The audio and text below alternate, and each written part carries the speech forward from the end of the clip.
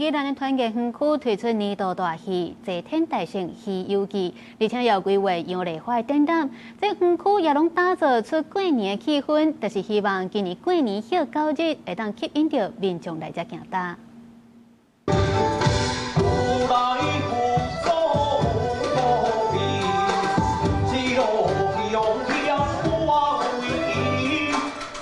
这出戏是今年宜兰传统艺术中心要伫过年推出的年度大戏，延续去年齐天大圣闹龙宫，今年推出升级的版本《齐天大圣西游记》，要伫1月2日正式推出。规年烫天演到年底，旧历的过年期间也照常演出，也甲经典的戏出加入甲民众互动的部分。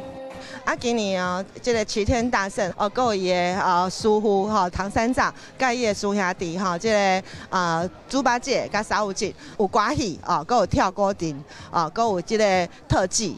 非常的精彩。今年旧历的过年休9天，除了初1到初6有戏通好看，宜兰的团结园区目前也咧举办游丽花歌仔戏展览。 希望抢到过年的观光商机。杨阿姨从7岁登台到后来影视歌3期，这所有的过程的所有的她的经典的戏服，还有她的